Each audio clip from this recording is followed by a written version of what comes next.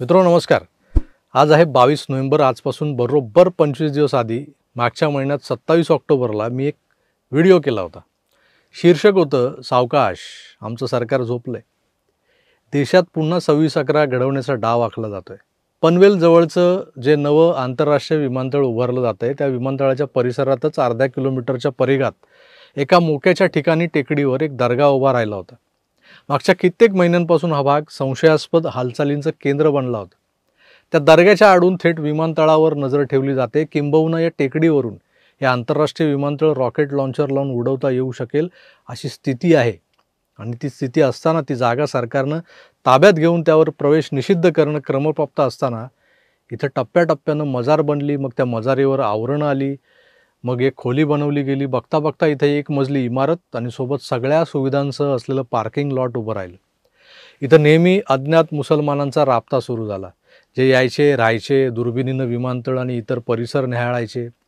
मग काही दिवसांनी दुसरे लोक यायचे. इथं 15 ऑगस्टला राष्ट्रध्वजावर हिरवा चांदतारा लावला गेला होता. स्थानिक गावकऱ्यांनी तो काढायला लावला. तेव्हा राष्ट्रध्वज काढला यांनी, पण हिरवा फडका कालपर्यंत तसाच फडकत होता.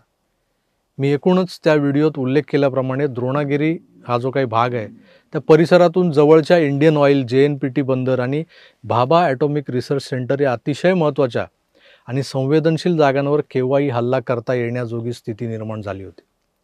पण वाढत्या घुसखोरांना इथून हुसकावणं तर लांबच राहिलं. त्यांना इथं येण्यापासून अटकाव करायलाही कुठली सुरक्षा यंत्रणा पुढाकार घेत नव्हती.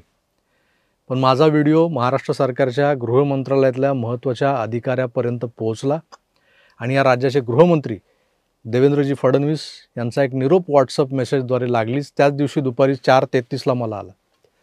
तो मेसेज मी स्क्रीनवर दाखवतोय, आपण स्वतःच पहा.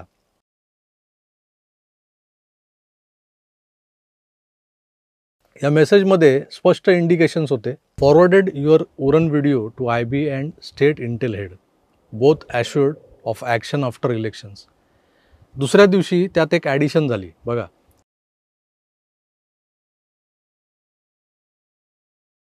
CP Navi Mumbai has confirmed that SIDCO will remove the encroachment after the election. Message from SID head. राज्याच्या इंटेलिजन्स डिपार्टमेंटच्या हेडलाही आपल्या व्हिडिओची दखल घ्यावी लागली आणि हा मेसेज त्यांनी संबंधितांना पाठवला. गृहमंत्री तत्परतेनं महत्त्वाच्या गोष्टींना प्राधान्य देत ॲक्शन्स घेतात हे मी निव्वळ ऐकून होतो. त्यात आफ्टर इलेक्शन हा शब्द मला थोडासा साशंक करणारा होता. मनात एक धाकधूक होतीच की सरकारी काम आणि 6 महिने थांब. त्यात हा विषय संवेदनशील असा होता. त्यावर तरी किमान तातडीनं ॲक्शन होणं गरजेचं होतं. पण खरंच मी साशंक मनानं इलेक्शन संपण्याची वाट पाहत होतो. आणि एवढे व्याप ज्यांच्या डोक्याला असतात ते खुद्द देवेंद्रजी या प्रकरणी किती सजग होते की त्यांनी कुठल्याही रिमाइंडरशिवाय 25 दिवसांपूर्वी दिलेल्या आदेशांचं आज नवी मुंबई महानगरपालिकेला पालन करायला भाग पाडलं गेलं. काल दुपारी आपल्याच एका सबस्क्रायबरनी मला सिडको आणि नवी मुंबई मनपानं त्या वादग्रस्त दर्ग्यावर कारवाई केल्याचा व्हिडिओ पाठवला. पनवेल पारगाव गावातील अनधिकृत दर्ग्यावर सिडकोनं मोठ्या पोलीस बंदोबस्तात कारवाई केली आहे. डोंगराच्या माथ्यावर हजरत ख्वाजा पीर करम अली शाह रहमतुल्ला नावानं अनधिकृत दर्ग्याचं बांधकाम करण्यात आलं होतं. 2011 मध्ये सिडकोच्या जागेवर हा दर्गा बांधण्यात आला होता. विमानतळाला धोका असल्यानं दर्ग्यावर कारवाईचे आदेश देण्यात आलेले आहेत. नवी मुंबई जवळील अनधिकृत दर्ग्यावर सिडकोची कारवाई.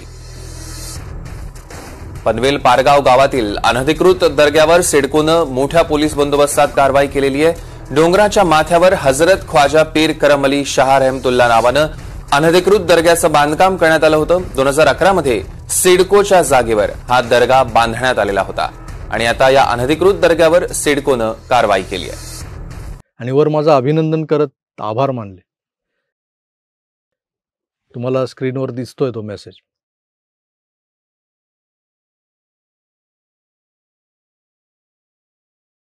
मित्रो, माझ्यासारख्या सामान्य यूट्यूबरने एक व्हिडिओ केला. त्याआधी अनेकांनी या प्रकरणी आवाज उठवला. मनसेच्या योगेश चिलेंनी हे प्रकरण लावून धरलं होतं. एका जागरूक नागरिकानं गुगल मॅप्स आणि गुगल व्हिडिओच्या माध्यमातून हा दर्गा कसा मागच्या काही वर्षात जाणीवपूर्वक वसवला गेलाय हे ट्विटरवर मालिका चालवून सिद्ध केलं होतं. मी एक निमित्त ठरलो की आपला व्हिडिओ वर देवेंद्रजींच्या सहकाऱ्यांपर्यंत पोहोचला आणि त्याला तातडीनं उत्तरही आलं. नुसतं उत्तर नाही, तर खरोखरच निवडणुका आटोपल्या आणि एकाच दिवसात तो अनधिकृत दर्गा भुईसपाट केला गेला.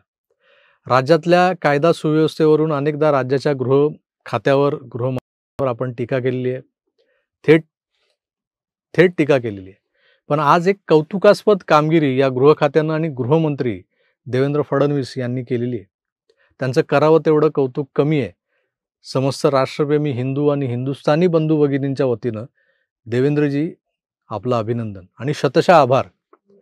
त्याचसोबत या विषयावर नेटानं बाजू लावून धरणाऱ्या त्या प्रत्येक राष्ट्रप्रेमी सोशल मीडिया ॲक्टिव्हिस्टचंही आभारच मानायला हवं. आज तुम्हा सगळ्यांच्या प्रयत्नांना यश आलंय. यापुढेही असे विषय त्वेषानं लावून धरण्याचा आकार डिजिनांचा प्रयत्न असेल, कारण आपलं काम हेच, राष्ट्रप्रथम, हिंदुत्व हेच सर्वस्व. या कर्तव्यात कसूर पडू देणार नाही, शेवटच्या श्वासापर्यंत घेतलेला वसा टाकणार नाही. आपल्या सत्कर्मांना देव यश देतो हे उदाहरणासह समोर आलंय. चांगली कामं करा, तुमच्या प्रयत्नांना यश येतं. तेव्हा आता माघार नाही. माझ्या या प्रयत्नांना भरभरून प्रतिसाद देणाऱ्या आणि पहाडासारखं माझ्या मागे उभं राहणाऱ्या तुम्हा सर्व प्रेक्षक वर्गाचे आभार. कारण तुमचा पाठिंबा हीच तर माझी ताकद आहे, हीच तर माझी कवच कुंडल आहेत. तर मित्र, तुर्तास मी इथंच थांबतो. पुन्हा भेटूच. तोवर आपली काळजी घ्या आणि पाहत राहा आपलं आवडतं यूट्यूब चॅनल आकार DG9. धन्यवाद. नमस्कार.